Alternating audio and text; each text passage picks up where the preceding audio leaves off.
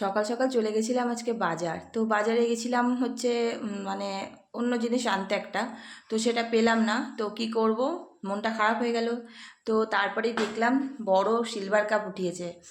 আর silver cup মাছ ছোট ভালো লাগে না, যারা খাও তারা আশা করি জানো ছোট ভালো লাগে না। তো বড় বড়গুলো টেস্ট হেভি লাগে, পোস্ত সর্ষে দিয়ে রান্না করলে দারুণ লাগে। তো সেটাই আজকে এনেছি। তো তোমাদের সঙ্গে শেয়ার করব কিভাবে রান্নাটা করছি আমি। তো চলো দেখাচ্ছি। এখানে আমি নিয়ে নিয়েছি দেখো সর্ষে। তো এটা কালো সর্ষে নিয়েছি, যদি তোমরা চাও সাদা সর্ষেও নিতে পারো।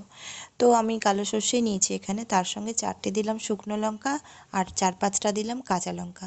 দুটোই দেবো কারণ আমি কাঁচা লঙ্কাতেই খাই। তো এইটা ভাবছি একটু শুকনো লঙ্কাও দেবো। তো দুটোই মিক্সড করে নিচ্ছি একবারে। তো আমি এটা অল্প অল্প জল দিয়ে বেটে নিয়েছিলাম, নিয়ে দেখো এখানে আমি ছাঁকনি দিয়ে মানে বড় মুকালা ছাঁকনি যেগুলো হয় সেই দিয়ে আমি সর্ষেটা ছেঁকে বাকি সর্ষের যে ছালটা থাকে ফেলে দিয়েছিলাম। তারপর এর মধ্যে নুন হলুদ আর একটু সামান্য চিনি দিয়ে আমি ভালো করে এটা চামচ দিয়ে ঘেঁটে রেখে দিচ্ছি কিছুক্ষণ। তো এটার মধ্যে মশলাটা মাখতে থাকুক মানে ভিজতে থাকুক, আমি এখানে দেখো মাছগুলো নুন হলুদ মাখিয়ে নিচ্ছি বেশ ভালো করে। আর মাছের পিসগুলো কত সুন্দর হয়েছে জানো, খুব ভালো বড় মাছ ছিল। তো যাই হোক, এবার নুন হলুদটা মাখিয়ে নিচ্ছি আর ওদিকে সর্ষেটা ভিজানোই আছে। তো আমি সব মাছগুলো করছি না, কিছু মাছ রেখে দিয়েছি, এত মাছ লাগবে না একদিনে। তো মাছগুলো আমি ভেজে নিচ্ছি।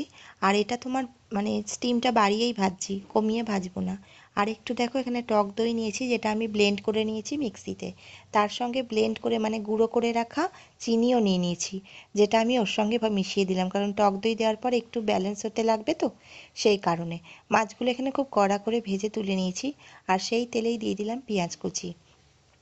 তো পেঁয়াজ কুচিটা আমি পেঁয়াজটা বেশ ভালো করে ভাজবো, পুরো বাদামি বাদামি হয়ে যাবে। তারপরে আমি সর্ষে বাটাটা দেবো।